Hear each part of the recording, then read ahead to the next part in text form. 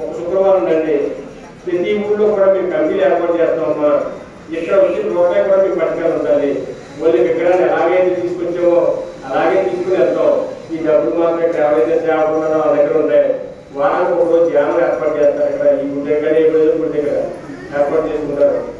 ఇక్కడ వచ్చి ఇక్కడ ధ్యానం చేశారనుకోండి, సాక్షాత్తు లక్ష్మీనరసింహస్వామి కనపడుతుందండి. లక్ష్మీనరసింహస్వామి యొక్క స్వామివారి ఇక్కడ వచ్చి కూర్చున్నారు కాబట్టి మీరు ఎప్పుడు వచ్చి ధ్యానం చేసినా కనపడతారు కనపడాలేదు. కాబట్టి ఇక్కడ ఒక లింగం ఏర్పడి మీరు ఇక్కడ ఏం పచ్చి పెట్టడం మీ దగ్గర ఉన్న డబ్బులు ఇప్పుడు వచ్చిన డబ్బులన్నీ ఆ దగ్గర ఉన్నాయి. డబ్బులు పెట్టుకోండి. వారానికి ఏదో రోజు మీరు పెట్టుకోండి. అక్కడ పని మూసుకోండి. ఎందుకంటే అక్కడ అప్పమానం కుదరదు.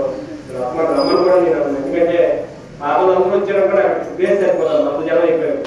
అంటే ఏ ఊరికి ఆ ఊరు దూరంగా ఉన్నా సరే స్వామివారిని మనం ధ్యానం చేసుకోగలిగితే స్వామివారి దర్శనం వస్తుంది. కాబట్టి ఇప్పటికే కాలం కొంచెం మించిపోతుంది. కాబట్టి మనం ముందు ధ్యానం గురించి మాట్లాడదాం. అలా మీరు బట్టలు లేదో అనుకుంటారా? బట్టలు ఉంటున్నారా? చేసేస్తున్నాం సార్. చాలా మంది అలా ఆయన చదువుకుంటున్నారు.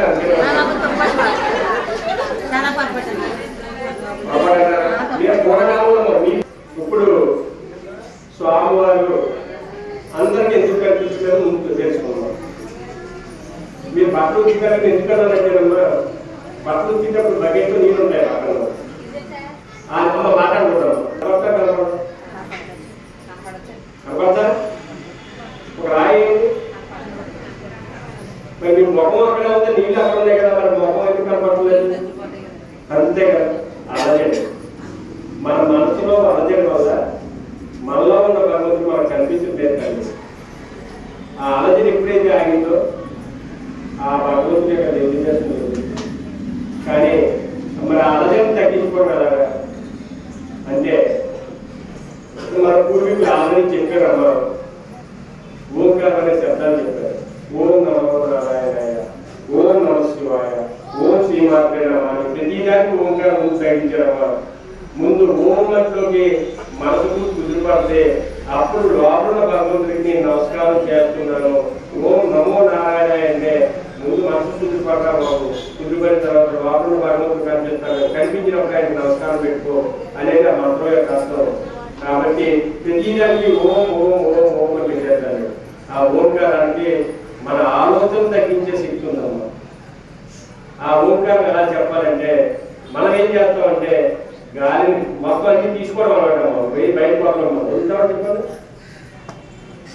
ముక్కుతో గాలి తీసుకుంటాం, కళ్ళుతో చిత్రాలు లోపల తీసుకుంటాం, చెవులతో ఎంతో లోపల ఆడుకుంటాం, నోరుతో తింటాం. అన్ని లోపల ఆడుకోవడం తప్ప బయటికి రావడం రాదు. అలాగే మనం సంపాదించడం తప్ప మనకి పడడం రాదు. అది వేరే విషయం అనుకోండి. కాబట్టి ముందు మనం ఏం చేయాలంటే ఈ ఓంకారాన్ని గాలి ద్వారా బయటకు వదిలేయాలన్నమాట.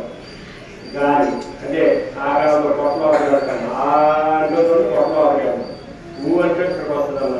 ఇది మాకారం, ఇది ఓంకారం అవుతుంది.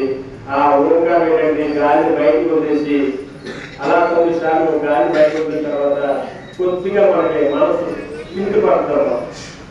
కింది పడితే భగవంతుడు ఎక్కడున్నాడని ఏం చెప్తారు? ఎక్కడున్నారని ఏం చెప్తారు మీరు?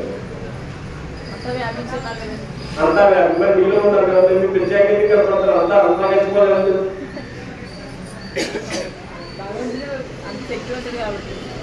మన శక్తి లేదు కదమ్మా.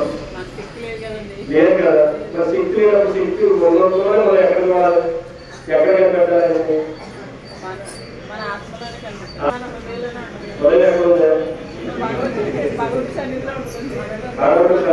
భగవత్ ఎక్కడ ఉంటుంది? కనపడలేదు. ఓకే,